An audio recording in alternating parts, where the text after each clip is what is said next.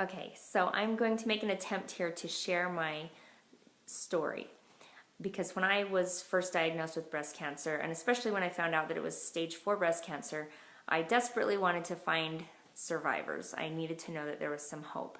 And so now I'm here to tell my story and to get that out there for those of you who are looking for hope.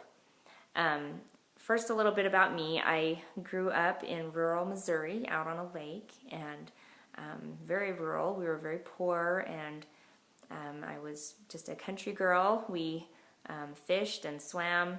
We went running all the time. I ran every day before school, and in the summers we ran in the evenings.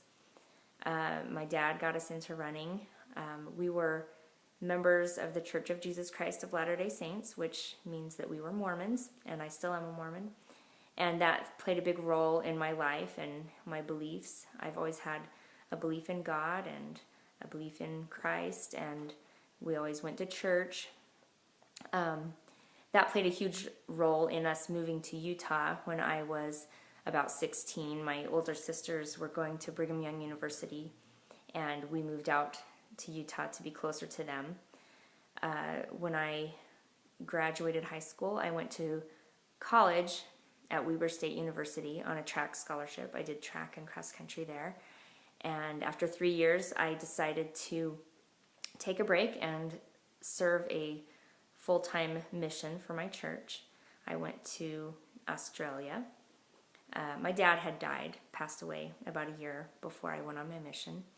And I think that caused me to be more reflective and more thoughtful about my beliefs, and made me feel more motivated, perhaps, to go on a mission. And it was a great experience. I loved going to Australia, meeting different people. It strengthened my beliefs, and was great for me to be able to share something that was valuable to myself with other people, as well as a lot of service work.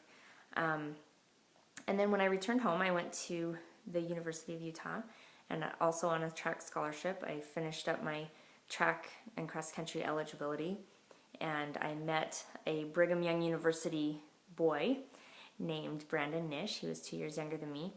We dated and got married in the Salt Lake City, Utah temple on October 9th, 1997. And he had a few years left of school at BYU, and so we lived down here in Utah for about 3 years, and then we moved to Detroit because he got a job as a car designer. That was his dream job out of college, and so we went to Detroit, and we lived there for about 5 years. While we were there in Detroit, we had our first son, Alec, and having a baby changed my life entirely in a very positive way, changed both of our lives, and I loved being a mom.